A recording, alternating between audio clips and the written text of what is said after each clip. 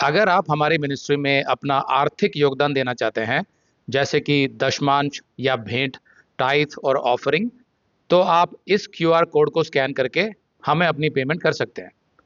या फिर आप 7303643550 पर हमें पेमेंट कर सकते हैं। मसीही बुनियादी सच्चाइयाँ सीरीज में आज का शीर्षक है, यीशु से पहले के लोगों का उद्धार कैसे हुआ था। वैसे तो इस विषय को समझने के लिए आप हमारे वेबसाइट hindiBibleStudy.com में एक सीरीज देख सकते हैं जिसका शीर्षक है विश्व की 300 सभ्यताओं में यहोवा और बाइबल की छाप। उसमें मैंने सब कुछ बहुत विस्तार से समझाया हुआ है। तो आज का प्रश्न नंबर 13 है, जो लोग मसीह के आने से पहले जीवित थे उनका उद्धार कैसे हुआ। ये एक ऐसा सवाल है जिसका जवाब कई अनुभवी मसीही भी ठीक से नहीं दे पाते, क्योंकि बाइबल इस बारे में बहुत ज़्यादा नहीं बताती कि बाबेल की गुम्मट के नष्ट हो जाने के बाद जो लोग अलग अलग देशों जैसे भारत, चीन आदि में फैल गए थे, वे कैसे उद्धार पा सकते थे। लेकिन जब हम बाइबल की कुछ खास आयतों का अध्ययन ध्यान से करते हैं और इटर्निटी इन देयर हार्ट्स नाम की एक सुंदर किताब पढ़ते हैं, तो हमें इसका एक संतोषजनक जवाब मिलता है। आगे मैं जो उत्तर बताने वाला हूँ वो थोड़ा बड़ा है, लेकिन उसमें हमें ये समझने में मदद मिलेगी कि यीशु मसीह के आने से पहले लोग कैसे उद्धार पाते थे। मैं इस प्रश्न का उत्तर बाइबल की 2 आयतों से देना चाहूँगा। पहली आयत है प्रेरितों का 17, 26 और 27, जहाँ पौलुस एथेंस शहर में प्रचार कर रहा था। वहाँ उसने कहा, और परमेश्वर ने एक ही मनुष्य आदम से सारे मानव वंश को उत्पन्न किया कि वे सारी पृथ्वी के ऊपर बसें, और उसने उनके रहने के समय और उनके निवास की सीमाएं निश्चित की ताकि वे परमेश्वर को ढूंढें, शायद वे उसे टटोल कर पा जाएं, यद्यपि वो हम में से किसी से दूर नहीं। दूसरी आयत है प्रेरितों को 14, 16 से 17, जहाँ लिखा है, फिर भी उसने अपने आप को यानी परमेश्वर ने अपने आप को बिना गवाही के नहीं छोड़ा।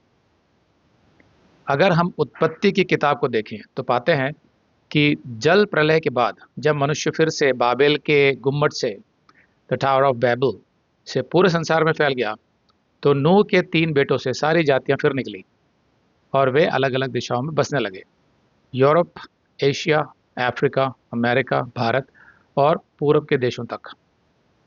पर बाइबल कहती है कि परमेश्वर ने उनको बिना गवाही के नहीं छोड़ा। जैसा लिखा है प्रेरितों के 14, 16 से 17 में, उसने अपने आप को बिना गवाही के नहीं छोड़ा। इसका मतलब यह है कि परमेश्वर हर देश और हर युग में किसी न किसी रूप में अपने आप को मनुष्यों पर प्रकट करता था और करता रहा है, ताकि जो भी सच्चे मन से उसे ढूंढे वे उसे पा सकें।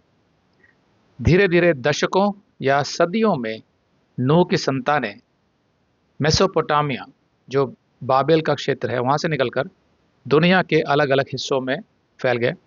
लेकिन परमेश्वर की गवाही, उसका प्रकाश और उसका अस्तित्व कहीं भी पूरी तरह गायब नहीं हुआ था। प्रश्न, परमेश्वर ने जब लोग पूरी दुनिया में फैला दिए, तब उन्हें अपने विषय में कैसे गवाही दी, यानी कैसे साक्षी दी, और उस गवाही में क्या क्या शामिल था। बाइबल हमें बताती है कि जीवित परमेश्वर की यह गवाही 3 मुख्य बातों में दिखाई देती है। पहली, सृष्टि की गवाही, क्रिएशन।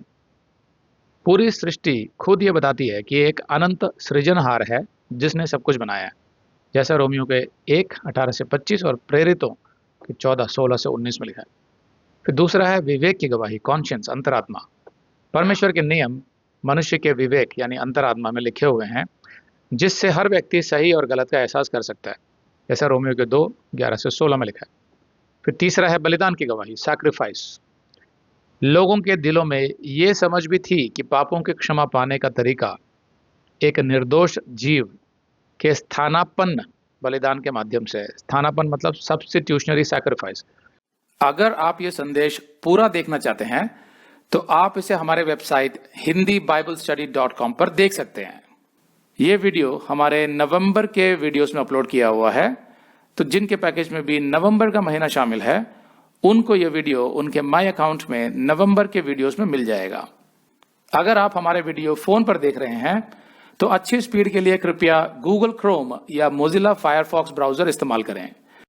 तो इनको डाउनलोड करने के लिए आप प्ले स्टोर में जाएं और ऊपर गूगल क्रोम टाइप करें, फिर आप गूगल क्रोम ब्राउजर पर क्लिक करें और उसे इंस्टॉल करें। ये एकदम फ्री है। इसी तरह आप मोजिला फायरफॉक्स टाइप करें, फिर आप मोजिला फायरफॉक्स ब्राउजर पर क्लिक करें और उसे इंस्टॉल करें। यह भी एकदम फ्री है। इसके बाद आप गूगल क्रोम ब्राउजर को क्लिक करके उसे खोलें और उसमें hindibiblstudy.com टाइप करें, मतलब पूरा hindibiblstudy.com एक साथ बिना किसी गैप के। तब हमारा वेबसाइट गूगल क्रोम में खुल जाएगा और आपके वीडियोस अच्छे से चलेंगे।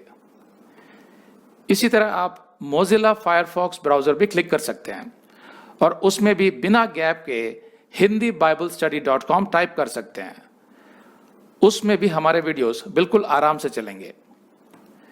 इसके अलावा अगर आप चाहें तो बेहतर स्पीड के लिए आप वीडियो के नीचे बने प्ले बार पर सेटिंग्स का चिन्ह दबाकर 240p 240p सेलेक्ट कर सकते हैं, जिससे आपका बहुत ही कम डेटा खर्च होगा।